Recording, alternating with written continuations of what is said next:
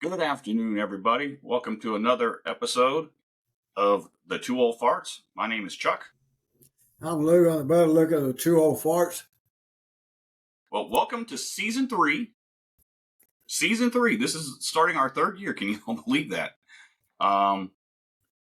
Unfortunately, we could have and should have probably done one last weekend, but I don't know. Circumstances, time, apathy, I don't know. Whatever happened. We didn't do it. Sorry about that, but I think you got some news you wanted to pass on, old fart. Yeah, I did. First day, the cold weather here, so we all know what to do with cold weather. So let's make sure we do it. Take care of the pipes and the pets and the people and things like that. I want to give a shout out to our good friend and to David Wilson for those pictures he shared from Yokota, and some of them, here in that was taken here. It was Shirley and your mom and stuff like that. But it's nice. Do you know where those pictures were? Do you know where they were taken?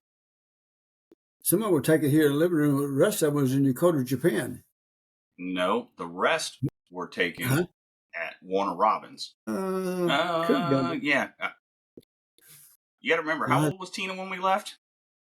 Do what? How old was Tina when we left Japan? She was 6. She went over at 2 and came back at 6. She was 6. Okay, so she was about 8 in those pictures. Yeah. Anyway. So did we live in a duplex with a carport in Yokota, or did we live in a duplex with a carport in Warner Robins? In Georgia, we lived in a duplex, but they also had a house. And if you look at those pictures, we are all standing on the carport. Well, that's true. So anyway, I appreciate him sending out those pictures. It brings back some memories. Memories that you didn't even have. Boy, your mom was hot. I'm going to tell you. I can't comment on that. I look at those pictures. I told her last night, I said, I'm going to show you one of the many reasons why I fell in love with you. And I showed her that picture of her that David sent and stuff like that. So anyway. My God. That's gross. Then I want to say, shout out to your son-in-law, Peter, for his the new job at Moses Lake, Washington as a lead pastor and stuff like that. But his first job as lead pastor. Huh? Yep. This is his first job as lead pastor. Mackenzie with her honors at Texas State. You want to talk about that a little bit? Yeah, she made the dean's list her third time. She made it in the fall of her freshman year, the fall of her sophomore year, and the fall of her junior year. I don't know what happens in the springtime other than spring break. I don't know, the San Marcos River right outside the campus. I don't know. Maybe that's why she misses it by 1/10 or 2/10 of a point in the spring. But hey, I couldn't be happier or prouder, man. She's rocking and rolling, kicking ass and taking names. Yeah, she's a chip off the old block there. I'm going to tell you what, when we moved from Georgia to Texas, who was on the National Honor Society? You were. This guy. So anyway, then the other thing I want to say is I'm really proud of you and your sister Tina, what you guys have become and how you're leading your lives and your children and the roles, the models that y'all set for them. You and Brenda with Mackenzie and your girls and your sister Tina with Jordan and how she handles special ed students at that school she's at. And the last thing is I'm really excited about your cousins coming to see us in August. Brooke and Shannon. And her two boys. Her two boys. I think she had 2 boys. Yeah, Brooke has 2 boys. Yeah. And Shannon's coming with her. And so Shannon is too? So I'm excited about that. I didn't know Shannon. It was just Brooke. She said she's bringing the kids. Yeah, I sent her another text. I went ahead and sent her the email address and stuff like that. That she said she didn't have any. So this morning I asked her who all was coming. She said her and Shannon and her 2 kids. And, Okay. So I'm excited about that. Yeah, I haven't seen them since they were little. No, you're right. And that Brooke looks just like her mom, and Shannon looks like her dad. Yeah, they do. Yeah, so we'll be interested to see if Brooke acts like her mom. If she does, we're gonna have one hell of a good time. Yeah, I think she looks after her, and I think she kind of takes after her. Yeah, Vicky was fun. I'm gonna tell you, all your mom's brothers and sisters were fun. But Vicky, stayed with us for a little while and stuff like that. She's something else. She was fun. But anyway, that's a couple of things I want to talk about just very quickly, and just really proud of Mackenzie. Make sure she knows that, and you got many, many more to come. She's doing good. Yep, she loves the praise, and she's smart girl, getting smarter every day. She must take after her mom. That's probably true. She probably behaves better like her mom too. No, her mom says she behaves more like me. Okay. Well, what do you think about this new coach we got? Oh man, I'm fired up. I am so happy that we landed Kalen DeBoer.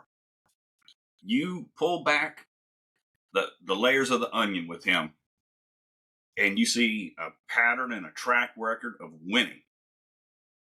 He has beaten Dan Lanning and Sark. They are all 0-5 against Kalen DeBoer. Since he arrived at Washington, you look at his record of winning, it is comparable to Nick Saban's. It is comparable to the Bears. And if he can do that at Washington, competing against all that Nike money at Oregon, all that Hollywood money at USC, and even UCLA, and he can do all that and went undefeated. And Penix, was he 2 or 3 in the Heisman vote this year? Oh yeah, I'm gonna tell you what. It goes back even further than that. Frank Thomas, way back in the day, he replaced Wallace Wade, who won a national championship and all that kind of stuff. That was in the 30s, right, or 20s? In the 30s and 40s for Frank Thomas. They were saying the same thing about Frank Thomas. He was replacing a Nick Saban, if you will, okay, with Wallace Wade and stuff like that. Well, and you go back and look at his record, and you look at his history of where he came from, Notre Dame and some University of Chattanooga and stuff like that, and his winning record and what he did to Alabama. I'm just hoping it falls in that same type of scenario, and I think will. You're right, because looking at his resume, he's nothing but a winner. And I'm going to give you not one, but 2 reasons why he is a winner. The first one is Courtney Morgan. Courtney is he's like in player development. He's like his general manager. Okay. He gets the recruits. He has been with him since Fresno State. Yep. And if you saw Kalen DeBoer getting off the airplane, you know who was right behind him? Courtney Morgan. He's been his general manager for the past 2 seasons there at Washington. And he's ready to work. And if you don't know that name, he's been the director of player development at UCLA. He started his own company to connect athletes and other public figures with business opportunities. And he goes back to Michigan. He played offensive line at Michigan from 99 to 03. And he did something else up there with Michigan. He's one of the architects of Michigan being where they're at right now. So he held that same general manager role with Michigan in 2020. The other is Ryan Grubb. And if you don't know who Ryan Grubb is, Alabama fans, you better dig in and look at who he is. He was in the running for the offensive coordinator last year with Tommy Rees. I don't know why they didn't hire him or if he just wanted to stick around with Coach DeBoer. But those two have been together again since Fresno State. And he's coming with him. They haven't officially announced the hire, but he announced last night that he is not going to be the Washington Huskies head coach. Right. And I'll tell you, there's one more name I think is going to come with him. William Inge, I-N-G-E. He's the defensive coordinator. He has the same history Really? as those. Yes, has the same history as, with DeBoer. Now, I haven't heard any chatter about him, staying or whatever he's doing, but there's a lot of talk about him following and coming with, and it makes kind of sense because Kevin Steele just announced his retirement. So we got to find a defensive coordinator. It'd be interesting to see what happens with Tommy Rees. I think their number one quarterback commit to Washington. I think he is decommitted from Washington. I do believe. Yeah. So he may follow Kalen DeBoer and the offensive coordinator and come to Tuscaloosa. And that's the downside of this transfer portal type thing. Is good and bad. We got a lot of people who didn't think it was going to transfer at Alabama. So, but they are. When Saban announced, there's some defensive backs and stuff like that are transferring out to other universities. And I can understand that. If I don't think they're going to have an opportunity, or, in my opinion, not willing to show up and put the hard work in and actually earn that position all over again, they're leaving. But it'd be interesting to see how many people follow him, the talent-wise and stuff like that. But I'm going to tell you, I'm excited, and I'm looking at this Wallace Wade and Thomas deal, that era, how the transition, how it went from, because everybody was talking about Frank Thomas not going to do this, blah, blah, blah. Guess what? Went to the Rose Bowl, won a national championship, won two, if I'm not mistaken. Wallace Wade, I think he only won one. So. But the only thing that gives me pause, the only thing, is he's not even a Big Ten or SEC coach. He has no experience in that arena. That's my only concern. However, Colin, he just beat Sark in the CFP. Well, I'm going to tell you. You know what I'm saying? He beat Texas. Yes. We couldn't beat Texas this year, but he coached a team that could beat Texas. So that gives me hope. I don't think it'll take you long to figure it out. I'm going to tell you, from Alabama standpoint, there's only 3 games he's got to worry about next year. Auburn, LSU, and Tennessee. They win those 3 games, he'll be a national hero in Alabama. For that year. For 2024. Yes, but I mean, and only 2024. But that'll put him in the good graces, because I'm sure right now there's a lot of Alabama fans that just aren't sure where he's coming from. Like you said, he's no SEC and all those kind of things. But but you know what? That's the only knock, the only chink in the armor that I can find in him. And I'm going to tell you, I go back to this Frank Thomas, Wallace Wade deal. When you look at that transition, Wallace Wade didn't have, Frank Thomas didn't have it. The coaching experience came from a small school and all those kind of things. So I'm just hoping that scenario plays out and holds true. Yeah. But again, so we just talked about Kalen DeBoer, Washington Huskies beating Texas Longhorns in the CFP. And the Huskies lost to a very, very well-coached and strong defensive team, the Michigan Wolverines. Hats off to them and their defense. However, the last thing I'm going to say about Michigan is, again, you have to go back to Courtney Morgan, that player development coordinator, left in 2021. He is a big part of that architecture that got Michigan to where they are at today. And he is Yes. following Kalen DeBoer. And that's And the going kind back of to defense Michigan, that we like to play in the SEC. I was rooting for Washington in that game. Oh, so I was don't, I. I don't personally care for Jim Harbaugh, but I'm gonna tell you, I respect that Michigan team and I respect all those players. They won that ball game. There was some good coaching and stuff, but they had the will to win. They wanted to beat everything they've gone through in the last couple of years, and again, really embarrassed last year by TCU. Uh, they had something to prove, and how And it's that same group of players.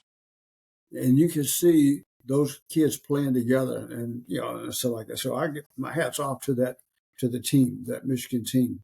That was a strong, strong defensive showing. And it was a Yep. master class of coaching that was put on by that defensive coordinator. He Yeah. had us stymied. He had us fooled. We couldn't block them because of their schemes. They were showing one thing, we'd adjust, and they would do something else. Absolutely. And we were not picking up that backside bandit, that linebacker that was coming straight in and just killing Milrow. And it wasn't until the second half that we put in the H-back that you and I were screaming about in the first quarter. Put it in an H-back. Put it in an H-back. Pick up that blocker. Yep. But talk about coach. There's a couple things he made on when he first came in that I picked up on that I really like. He said in the next few days he's focusing on staffing, and I think that's going to be the key. What you said, that those two people, if we get a really good defensive coordinator come in, I think everything else will settle down just a little bit. And then he talked about people try to take advantage of the moment when the Alabama team wants to touch base with the roster and the potential players, and that's key. And I think he's done that, because once he kind of met with them, you haven't heard too much more. All that transfer talk was all before he had met with the team and stuff like that. And there's two other things he made comments on. He says, bring your best energy, attitude, and effort. I like that. And the other, he says, I'm all about winning. And that talks about his record, how he did it. Because you look at that conference he was in, the competition at those levels is just as high as it is in the FCS. And the other thing he said, I think most important is that about making sure my values are the values that Alabama has. So it's going to be. And you talk about his record. I got it all. The records and stuff. Well, like give us that. a little bit of that record. You printed out all that paper, you might as well give us some info. Well, that's in 2005. He was at Sioux Falls. He was 11-2. He was an NAIA semifinal. He lost that game. 2006 at Sioux Falls, 14-0, first place, won the NAIA championship. In 2007 at Sioux Falls, 13-1. Then in 2008, Sioux Falls, 14-0. 2009, 15-0. Both those years they won the NAIA championship. Then at Fresno State, his first year there was 3-3. Then he goes 9-3, and he played in the New Mexico Bowl. And he was 12-6 at Fresno State. And then, of course, at Washington, they won the Alamo Bowl against Texas. So that's twice he's beat Texas, right? Yes, sir. And then and he beat Dan Lanning twice in the same year, this past year. So he's 11-2. Then his total record at Washington 25-3. His total record is at 104-12. That's pretty good. Pretty impressive. Yeah. So, and I qualified my comment. The Pac-12, the Pac-12 was not a weak conference this year. It was strong. The last few years, it's been kind of weak. It's been kind of up and down. But Washington, they just kind of, to me, they came out of nowhere, because the only teams you ever really hear about is either USC or Oregon. You only hear about those two teams, at least from a media perspective. Exactly. And they still weren't getting all the recognition. It was still all Oregon, and it was a lot of USC at the beginning until the wheels kind of fell off on them either. And I wonder how long the USC alumni and fans are going to let Lincoln Riley hang around. I expect if he doesn't turn that program around, start winning next year and the year after, he'll probably be gone. Oh, most definitely. Yeah, so I'm going to tell you, this SEC, I think we're in pretty good shape because we play Western Kentucky on August 31st, then we play South Florida, then we go to Wisconsin, and then we get a break. That should be a good game. The old Cincinnati Bearcat coach, isn't he up at Wisconsin? Who's that? The old Cincinnati Bearcat coach, the guy that made it to the CFP a couple of years ago. Yeah, I think he's at Wisconsin. First two games, I think, will be good for us. I don't think there'll be a cakewalk, but I think it'll be a learning process, figuring stuff out and things like that. And then when we play Wisconsin, I think that's going to be a tougher game for us. Then we'll have a week off to adjust. Then we hit Georgia. That game is going to define our season. Yes, it will. That's the one you're going to hang your hat on right there. Yeah. And how we do against Georgia is going to determine, I think, the success of that program going forward. And it's going to determine the success, like you said, for the rest of the season with Auburn and Tennessee and LSU. And those three games are huge with the Alabama fan base, especially Tennessee. And we're playing Tennessee at Knoxville, so that's going to be a real challenge. We're playing LSU at Baton Rouge. And we got Auburn at home. We got Auburn at home. So it's going to be an interesting season. So that goes in our favor.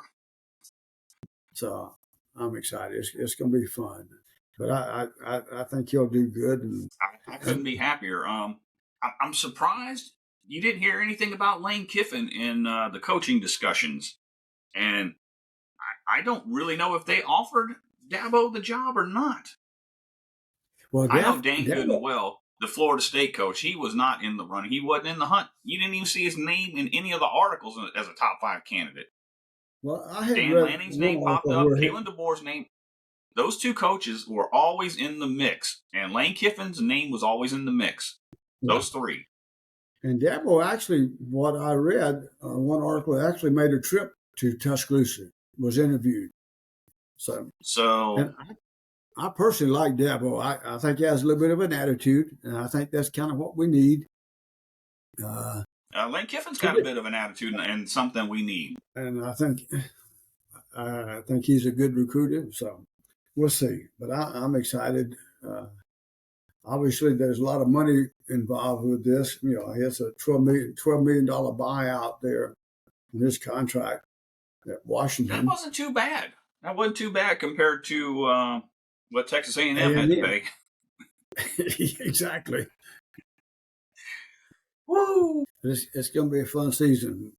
We might need to think about going down to the 8A game and check it out, see what we can see. It'll probably be like all the other 8A games. Yeah. You ain't going to see shit. Yeah. You ain't going to see nothing. Lot. Yeah. Nope. We'll see what kind of love that coach will get if ESPN and those guys want to show up, and because they're always there when Saban was there and stuff like that. So I just saw on 24/7 Sports regarding Alabama football, just 7 minutes ago, they're saying Kalen DeBoer's staff at Alabama is continuing to take shape. Ryan Grubb, offensive coordinator Jamarcus Shepard, wide receiver Jarrett McElwain, director of scouting, are all expected to follow DeBoer from Washington. And Freddie Roach, D-line, and Robert Gillespie, running backs, are expected to be retained. Okay. I guess so. Keeping a little bit of the old. What was Freddie Roach's position? D-line. I wonder if they would think about him. You know, I thought he did a good job with them last year. I wonder if he'll be the defensive coach. We will see. It's going to be exciting. It's going to be like Saban when he first got there, right? You had all the talk about what they're going to do and blah, blah, blah. And it's a new era and a new time. And we'll see how well he does. He's, 49 years old. So if he does good, that he would have a real chance of tying or beating some of Saban's records at his age. You know, another coach who was in the mix that I saw on numerous articles was D'Amico Ryans, who's now the head coach at the up and coming again Houston Texans. But I think he's got too good of a gig going there, and I don't think he was going to leave to come to Alabama. If he wasn't doing so good, different story. Yeah, but then if he wasn't doing so good, he wouldn't be in the running. Yeah. So what I'm seeing also on some of the other online sports talk is that Dan Lanning's buyout was higher than first reported, and he was not in Tuscaloosa. So which rumors do you believe? Dan Lanning. They're also saying that Kiffin was a target, but Greg McElroy didn't think that Kiffin was the target. But this was, I didn't think so, stuff a few days ago. I think Lane Kiffin is an excellent coach, but I think he burned some bridges before he left. We kind of got away from that good old boy syndrome a few years ago. It actually started when we hired Saban, because prior to that, it was always hire somebody that kind of connection to the bear. Yeah, and I think that's another reason why I think this is going to be a good move. You got somebody who's an independent guy, and the one thing that he made a comment that he's going to lean on Coach Saban. Coach Saban's going to stay there. I forgot exactly what his title is going to be as an advisor role, but his office is going to be in the stadium. Yep, I read that too. And that he's going to reach out to him and he's going to listen to him. And he said, ask him something. He said he'll probably have about 10 things for him to listen to, but he's going to listen to him. And I think that was a key role, having somebody that will listen. That you can't have Saban's philosophy running him. It has to be his philosophy. It has to be his style. 100%, because it's his neck on the chopping block. But then you got to listen to. There's some other people who can kind of, and I think that's where Coach Saban is going to be so valuable. I think he made a statement once. He said, "When you're thinking about retiring, you've already retired," and that is so true in life. Whatever you think about it, if you're thinking about it, then you've already done it. And I think he and Miss Cherry are ready to move on, do some other things in their lives. And I think he wants to enjoy those grandkids and stuff, and his kids, and what they're doing in their lives. And I think he wants to see the Alabama program to succeed. Yeah, I think he is really bonded with not just the university and the program, but just all of Tuscaloosa. I think he's just such a big part of the whole culture of Alabama that I think that's why he doesn't want to leave. You got to remember, when he had won his second or third national championship, and there was pictures of him at the University of Texas campus, they had the money. And he stuck it out. Yep. I guess at that point in his life, he didn't want to start over. And when you're starting over like that, it's harder. And you got to remember, he was probably in his 60s at this point. Well, he put those 2 years or 3 years in the NFL, and there's a big difference of coaching NFL versus college. And in college, you're the person, you're the boss. But NFL, you're not so much. You may be calling the plays and stuff, but you're not necessarily the boss. Nope, that NFL union and the general manager have a lot of say. Yep. As a matter of fact, the general manager or the owner of the companies, those teams are going to pretty much dictate what you do and how you do it, because most of them are business owners. Yeah, so they're like, you got $170 million to play with, and it's the general manager who gets to put the team together, not the coach. The coach Yep. gives input. He has his desires and wants and wishes, but there's a dollar amount that you got to live with. Yeah. To talk about that, you got to give the Patriots a huge, huge shout out. The way they handled it with Belichick, with him leaving, it was a foregone conclusion that he was probably going to be gone. But how they handled that was so classy. They didn't make a big issue out of it. They let it go out on his terms and the conversations around, rather than being fired. I like. But it's kind of coincidental that the wheels came off right after Tom Brady left. Well, not really. If you stop that and think program about went into the skids. When you start losing, and players like that, and Tom Brady's just a great player. He's a generational player, that's for sure. Yeah. In my opinion, the last quarterback that was that great was Joe Montana. Yep. It's going to be interesting to see. I'm excited for some football now. It's going to be a long wait. And it's a long, long wait. It could be a long summer. But I got my Alabama softball games already out, so hopefully I'll be able to get a TV schedule here pretty soon so we can watch some Alabama softball. Speaking of softball, coaches, Dee's his oldest daughter has signed to play with Washington softball team. So okay. She's a senior this year in high school.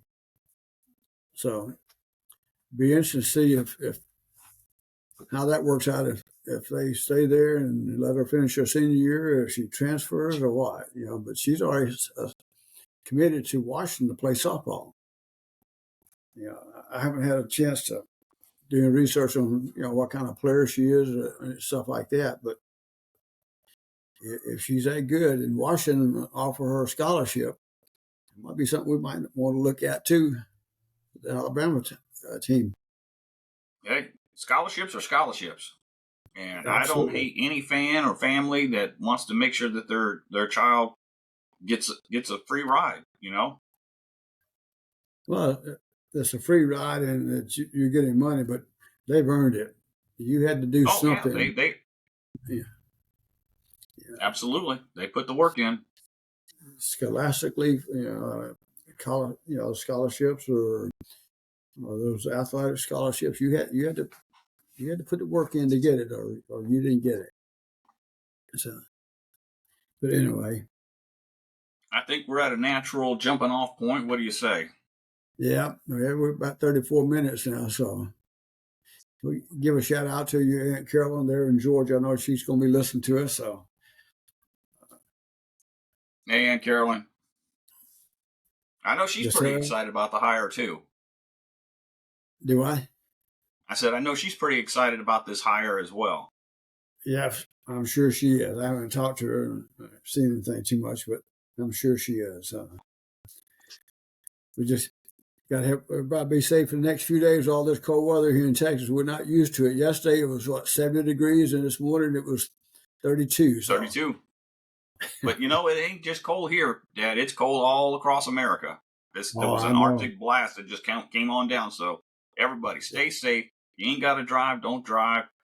Make sure your pipes are dripping and getting warm heat from.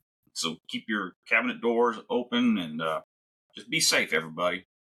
Absolutely, and we'll catch you on the next time. Yes, sir. Have a good one. Bye, everybody. All right. Love you, Dad. Bye. All right. Bye.